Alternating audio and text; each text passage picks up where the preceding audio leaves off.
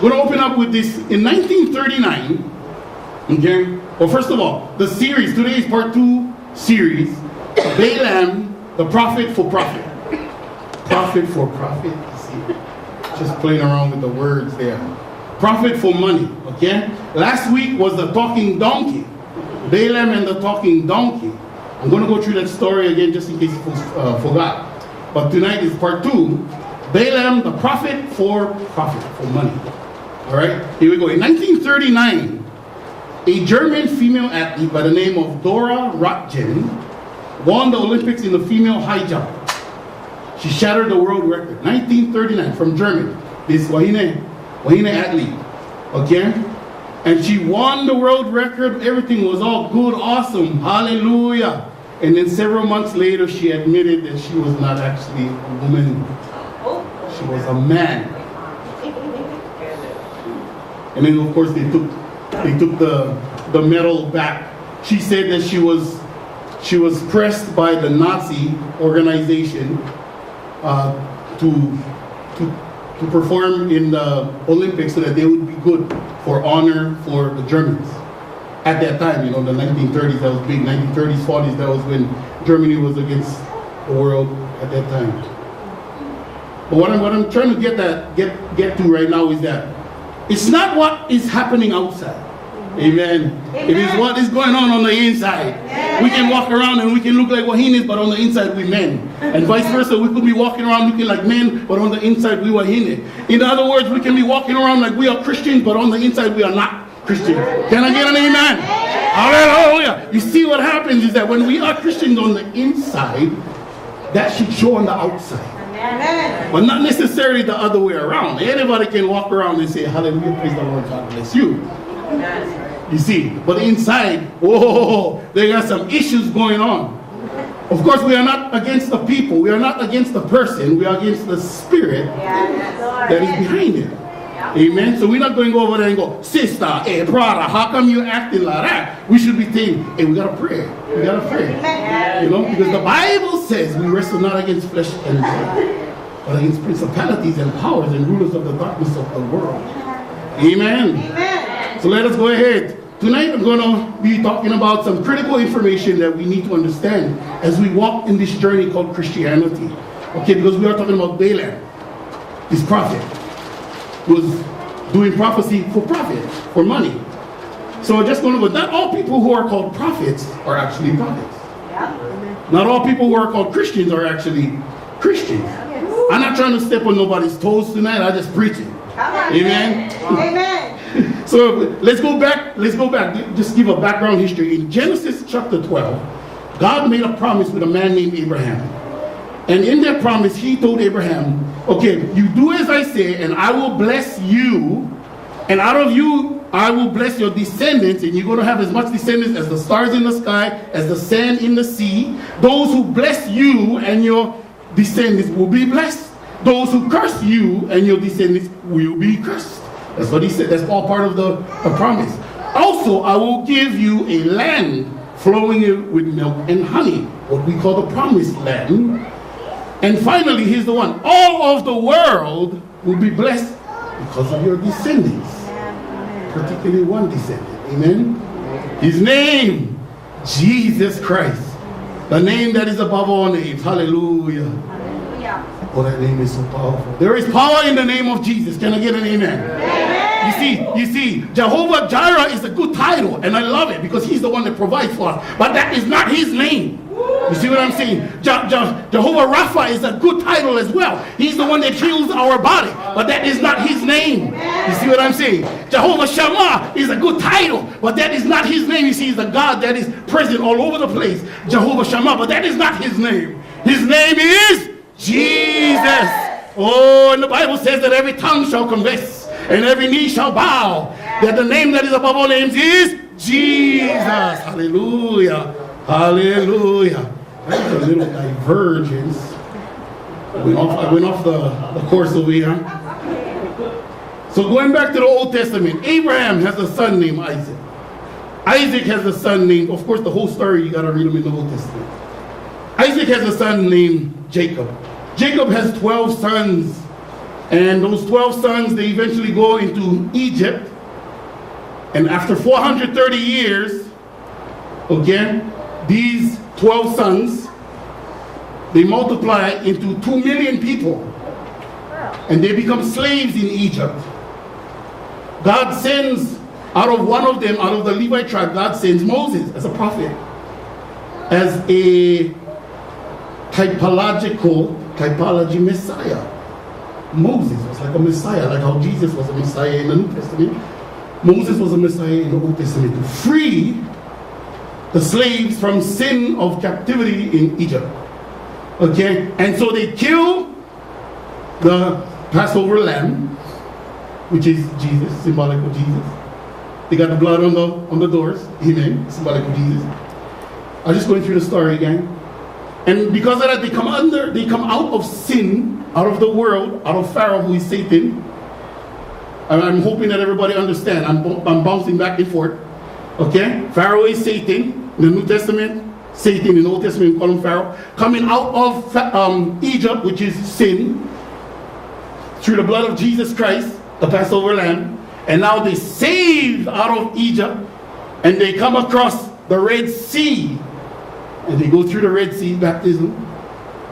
They come out of the Red Sea. This is 2 million Israelites. Okay, we can call them Israelites now. They come out of the Red Sea to go into the wilderness. And now they are new, supposing, like we're going back to Christianity, yeah? They are new Christians. They just got saved. They just got baptized. They are wandering in the wilderness and they don't know which way is up, which way is down. They're grumbling. They're murmuring. There's all kind of issues and dramas. And so God makes these immature Christians walk around in the wilderness for 40 years. Okay, and after the 40 years, they come up to this place right in between the desert and the promised land. And it's called Moab.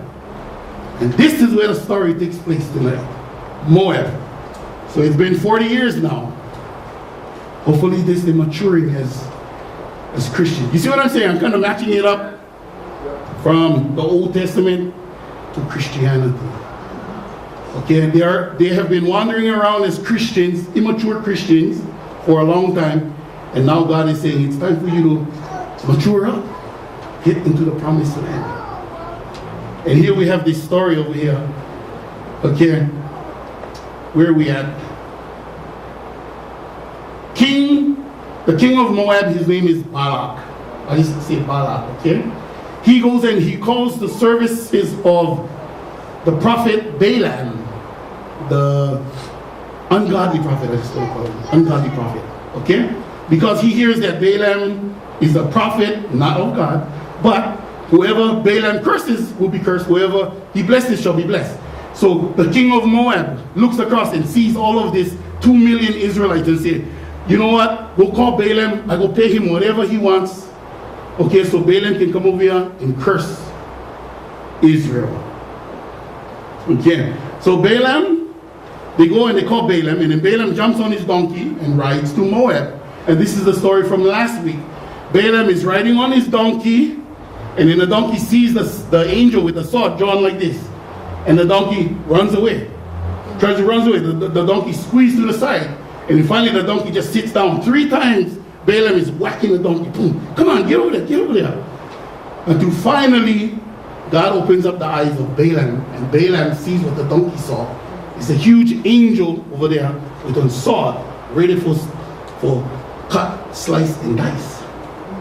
And so right there, Balaam the prophet gets on his knees. Remember, he's not a godly prophet, okay? Remember that. Yeah. Remember I was saying, right, it's what's on the inside that counts. Not everybody who are called prophets are prophets. Not everybody who are called Christians are Christians. Okay? So this guy is a prophet. Okay? He sees the angel and he gets down to his knees and he says, I'm so sorry, forgive me, forgive me. And all of that was a nice, beautiful act made in Hollywood. Because after that, he still went to Moab, to King Balak. And King Balak gets to him, and King Balak has a lot of money and says, you know what, Balaam, I'm going to give you money. What you got to do is go up that mountain over there. Look over the mountain, you see those 2 million Israelites over there. Curse them. Because if you curse them, they're going to be cursed. Okay. Balaam, the ungodly prophet, goes. He goes up to the mountain. Okay, he goes up and he ready for curse the Israelites. Now remember I was saying in Genesis chapter 12, God promised promised Abraham and his descendants, or the Israelites, that they would be blessed. Amen. And that they would have a promised land. Amen. And those who bless you will be blessed, and those who curse you will be cursed. Amen. That's what he says. So here's Balaam, the ungodly prophet, a prophet for profit, looking down at the Israelites. And he's ready to curse them. And he opens up his mouth and he said, I bless you. I bless you. I bless you with all the blessings in the world. I give you blessings and honor. And he just cannot seem to curse the Israelites. And he's like, what? What's the matter? You see, God was twisting his words around. Amen? Amen. So King Balak looks at him and goes, wow, bro, what you doing, bro? I said, paying you for go over there. And you said blessing them instead of cursing. Go on the outer mountain. So he goes on the outer mountain, same thing. He's ready to say, I'm going to curse you. I'm going to curse you. I'm going to curse them. I'm going to curse them. I bless you. And he comes out a blessing again. They do that 4 times. The prophet Balaam does that 4 times, fail. All the time, fail. Okay, finally after the 4th one, the prophet Balaam gives up. He gives up. And he says, you know what? And he goes to King Balak and says, this is not going to happen. But this is what you got to do. He goes to King Balak and says, God does not like when the Israelite men mess around with the Moabite and the Midianite women. Because the Moabite and Midianite women are going to pull their hearts away from God to their own pagan gods. You see, so this prophet Balaam couldn't get the curse out, so he comes behind and he talks to King just to kind of give him a little bit of advice of what to do. And so King Balak does that. He gets the Moabite and the Midianite women to go and fool around with the Israelite soldiers, the Israelite men, and next thing you know, the Israelite men falling away from God, going to the pagan gods. And of course, God did not like that, and there was some huge punishment for that. Actually, a lot of men ended up dying because of that, Israelite men. Okay. And so this man Balaam, these are the things that we're going to be talking about tonight at first. Okay, I'm here just to drop the bomb so that we get some good, solid learning, maybe some typologies here and there, and then done. Amen? Amen. So this man Balaam, a prophet or prophet, okay, he was actually a very important man in the Bible. It shows up a lot of times in the Bible. Okay, and the reason why is because God knew that what was going on with Balaam would be occurring today in the church. Not only today, it's been happening all the time, but it's actually happening today in the church as well. So if you go with me, okay, so the story that I just told you, there's more scriptures. You don't have to turn to it, but then I'm just going to tell you anyways. So the first one is the error of Balaam. So what the Bible did, the Holy Spirit did through the writers of the Bible, is that they separated Balaam into three different ways of coming against God's people. The first one is the error of Balaam. The second one is the way of Balaam. And the third one is the doctrine of Balaam. And it shows up in the Bible. Okay? So the first one, I'm just going to be talking, the error of Balaam. That's in Jude chapter 1, verse 11. You don't have to turn there. But remember now, we just talked about Balaam, yeah? We just talked about Balaam, what Balaam did.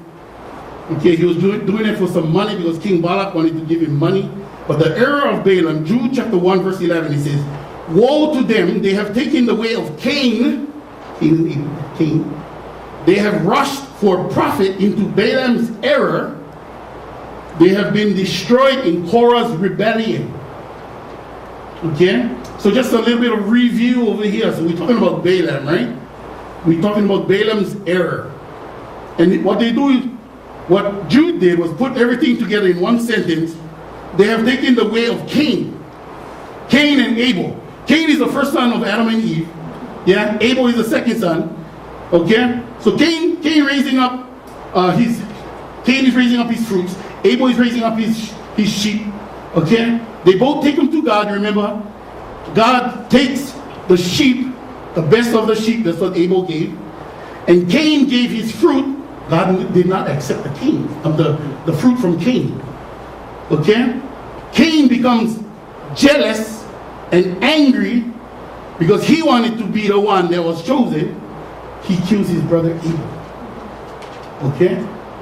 So Cain just went give one haphazard type of offering to God. And yet he got jealous and angry because he wanted to be the top-notch man. And so he killed his brother Abel. This Cain is in the same sentence as Balaam. They have taken the way of Cain. They have rushed for profit into Balaam's error, and they have been destroyed in Korah's rebellion. So now we're going to talk about Korah. Korah is in from Numbers chapter 16. One review again. You guys going to remember this one. Korah, you remember Moses and Aaron were the head, yeah, in the wilderness. And then Korah and his posse come up. Hey, but how come? Who made you guys all the pastors? Who made you guys all the holy people? What about me? You know, what about us? That's what Korah was, yeah? Let's remember now. And Korah, the Bible says Korah rebelled against Moses and Aaron, saying, you know, we can be holy too. We can do all this. We can talk to the rock. We can call down manna from heaven. Again, and so Korah rebelled against Moses and Aaron because they wanted to be the top notch as well. They wanted to be higher than Moses and Aaron. God was so angry with that, if you remember, that God told Moses, get away from them, get away from Korah, because I'm going to open up the earth. And sure enough, the earth opened up, swallowed Korah and his family and his followers, and then the earth closed back up. Okay? So now we have Cain, Korah in the same sentence as Balaam. The error of Balaam has to do with people seeking prestige, status. You know, they come into the church, from the street to the pulpit. Pastor, God told me I got to preach in your church. I remember that. I used to have that a lot. People would come out, God told me that, you know, I'm going to be preaching at your church. And I would say, amen, I'm giving them up. Amen, hallelujah, giving the broom. This is your start right there. Oh, I'm a prophet of God. I don't know. Oh, amen. Amen. You see what I'm saying? So the error of Balaam has to do with people wanting to be the top notch. And if they don't get it, they're going to get angry. You know, in the Old Testament, they murder. Now we cannot do that. But then we can murder by our mouth. Okay? We can murder by gossip. We can murder by cursing people. You see what I'm saying? So that is the error of Balaam. Now the reason, I know this is like a kind of like, wow, what a downer type of message, man. I have to preach this because we have to know these kind of things. Especially for those of you who are kind of young in the ministry. Because it can happen. And like again I said, we have nothing against people. Okay? It is the spirit that is behind a person. We always have to love people. Amen. Okay? Amen. The Bible says that if I'm a tongue speaker, you guys know that. But I can speak in tongues and I can prophesy, I can speak to the mountains, get out of the way. But if I don't have love, it is like a clanging cymbal. You see what I'm saying? So everything that happens, because we are learning these things and we're going to see this in our Christian journey, in our Christian walk. We're going to see these things come up. We love. Always. Love. Amen. Always. Amen. Love is the root of everything. It's what is on the inside. No matter what is going on in our life, in their life. They can be the worst person coming out of hell. We love them. Amen? Amen. Amen. That's what the Bible says. That's what the Bible says. So the error of Balaam has to do with that. With people wanting to get to the top, seeking position, okay, not willing to go through the process. Oh, that's the whole sermon right there, the process. I've preached many sermons on the process.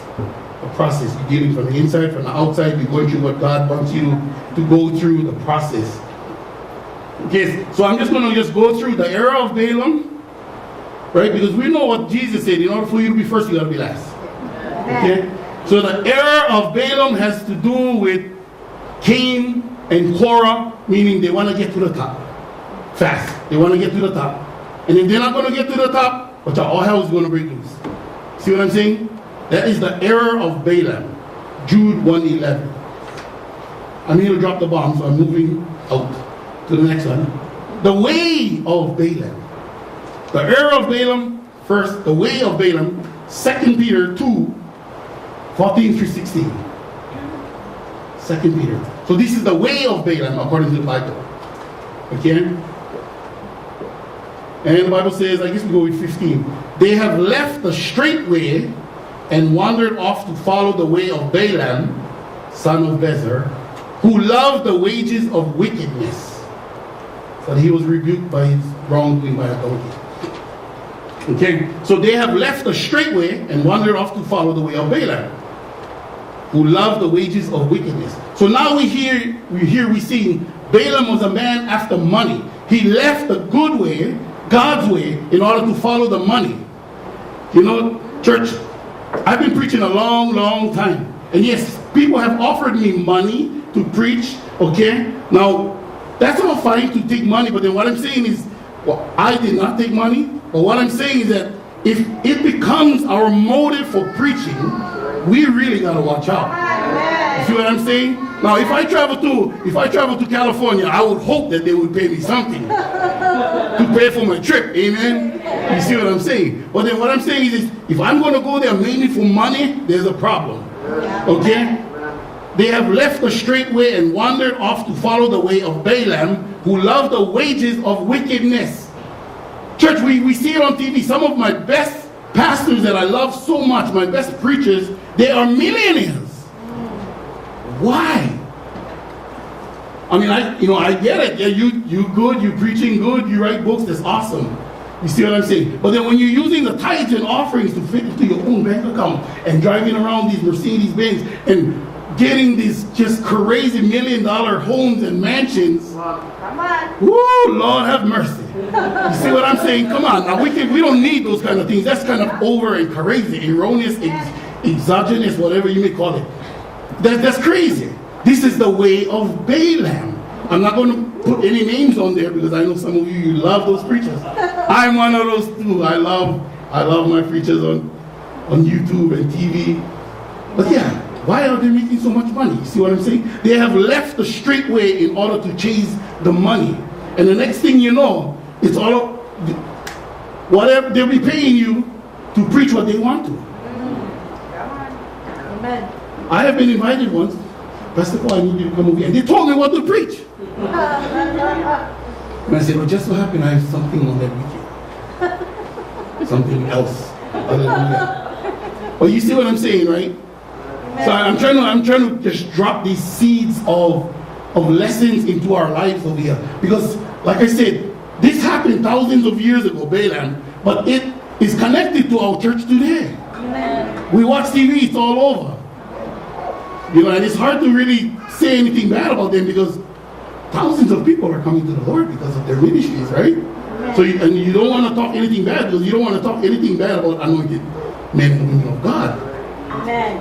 But then just to drop this into your soul, into your spirit, if you have that choice to be paid, you know, somebody calls you, hey bro, I need you to come over here and I will pay you $5,000 to preach to the church about something that the pastor wants you to preach about.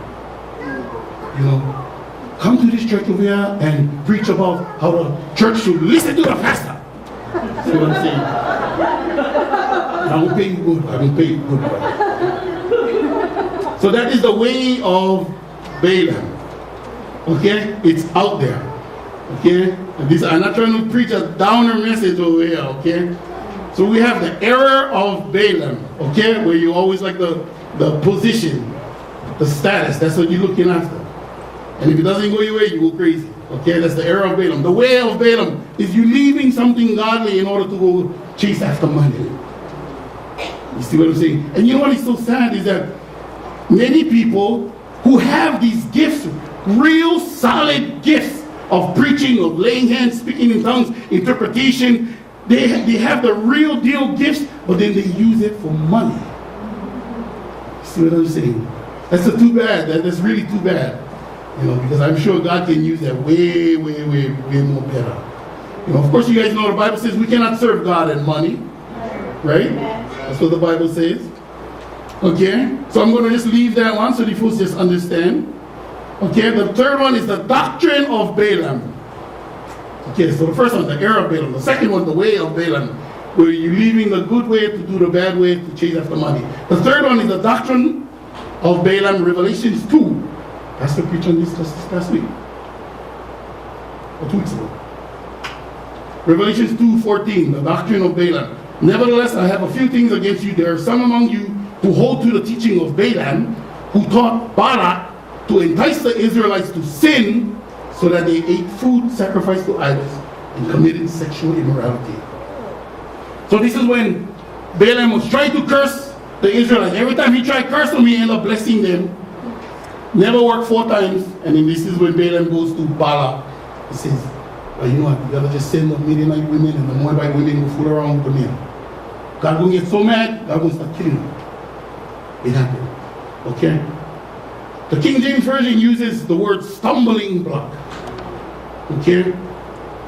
Balaam taught Balak how to put stumbling blocks in front of the Israelite men so that they would stumble. So for us today, we have to watch out that others put stumbling blocks in front of us. And not only that, we put stumbling blocks in front of other people too. You see what I'm saying? We cannot let anybody put stumbling blocks in front of us.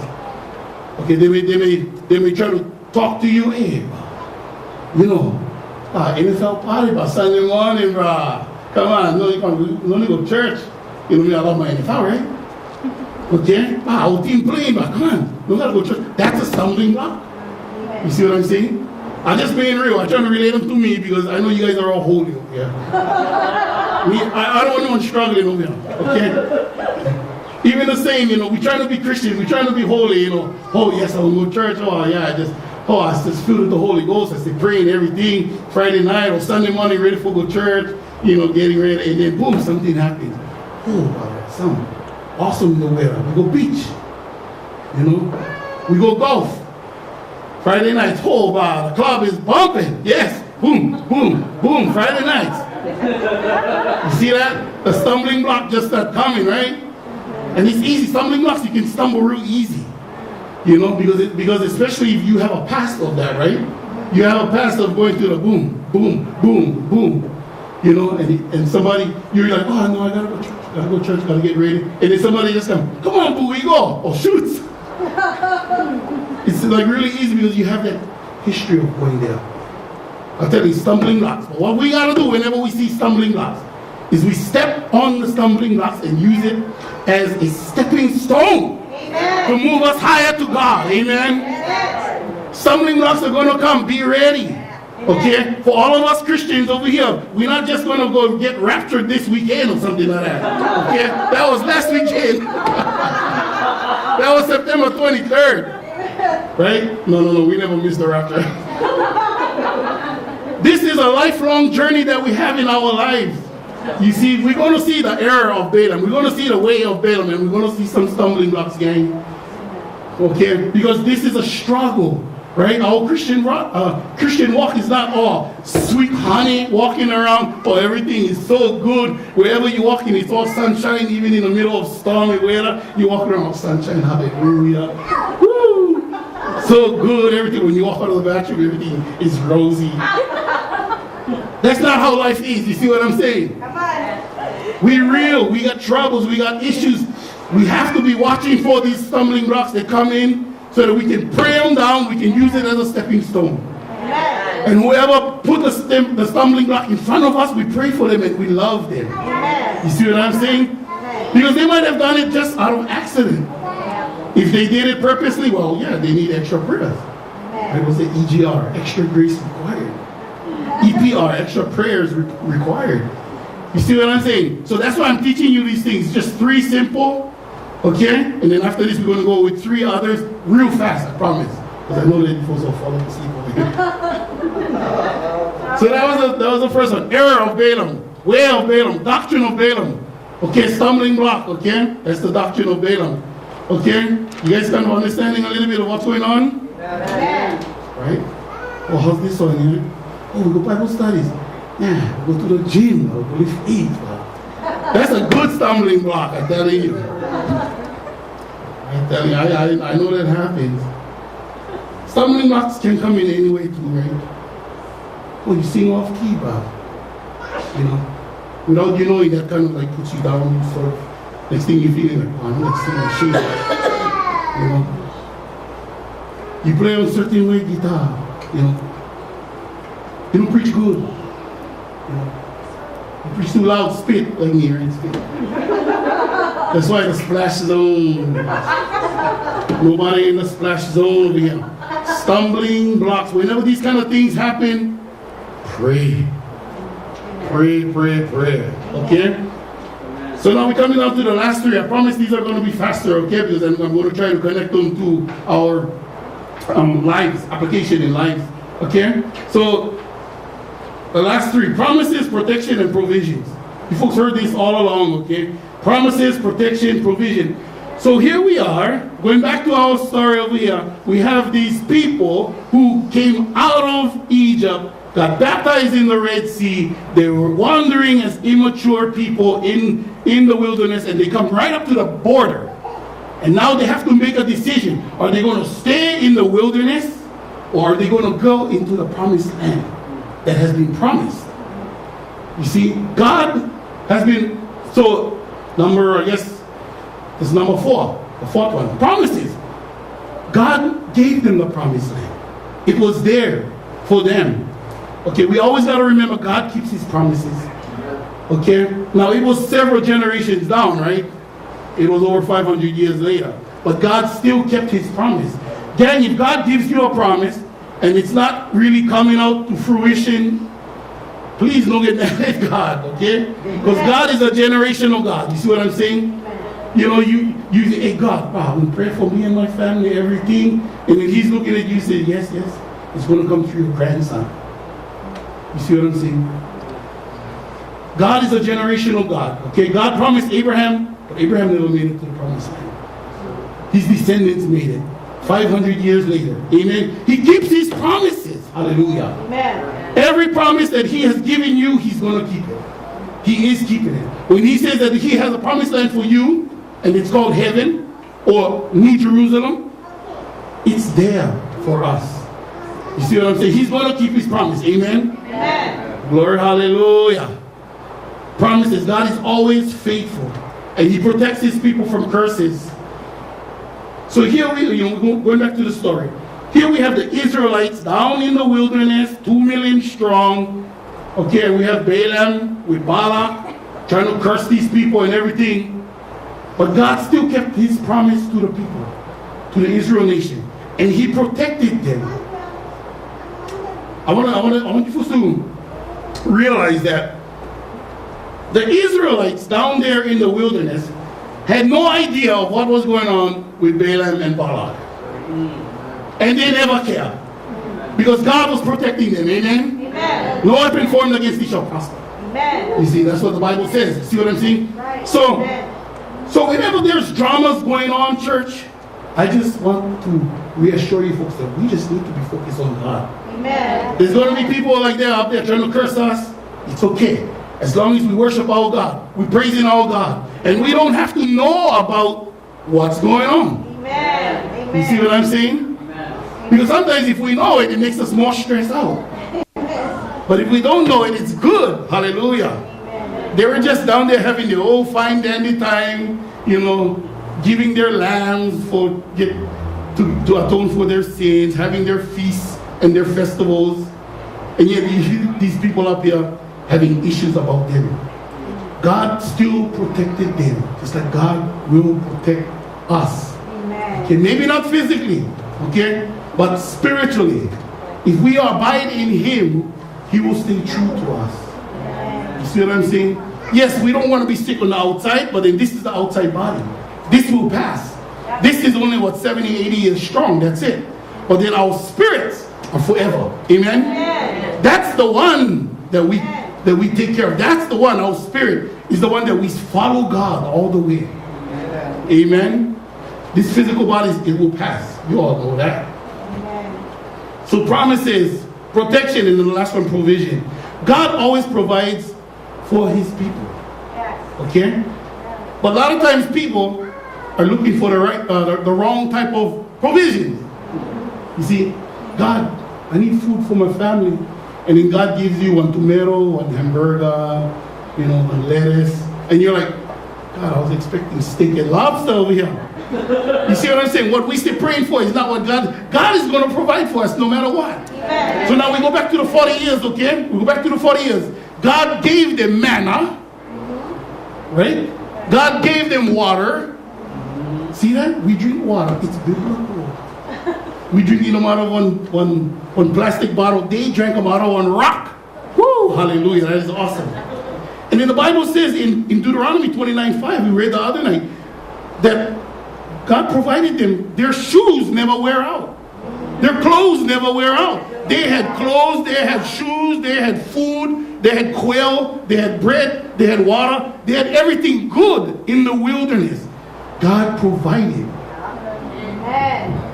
But then God is saying, enough with the immature Christians. Amen. Yeah?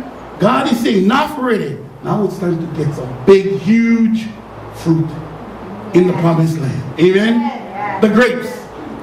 The two guys got to carry on one cluster.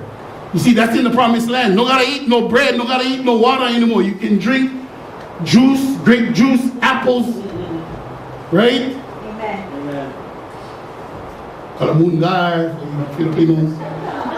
It's in the promised land. So now, what we do, okay, God is getting everything ready. He's getting everything ready. He's saying, enough with the immature stuff. Yes, I know I would feed you. I provided for you. I'm still going to provide for you in the promised land. But what you got to do is get over there. Hallelujah. Amen. And now we as Christians, we got to look at that and say, are we ready for that? Amen. A lot of times we just want to God, I know you're paying my bills. I know you're giving me food. We all happy, fine, and dandy. Yeah? Me, my wife, my 2 kids, us 4, and no more. You see what I'm saying? I'm happy in the wilderness, God. You already covering me. I'm good. Hallelujah. But then God is saying, no. It's time to go and challenge yourself in the promised land. Amen. It's land that already gave to you. All you got to do is go out there and fight. Amen. And even that no need to. All you got to do is carry one sword. Just so happy everybody going to jump on the sword. You walk in the promised land with a sword, everybody will kill themselves on the sword. That's the kind of God that we serve. Hallelujah. If he said that you're going to go in there and you're going to take the land, then you're going to take the land. Amen. You see what I'm saying? Miracles? Oh my goodness. Donkeys talking? That's miracles. So I'm sure you walk around with a spear, people going to start talking.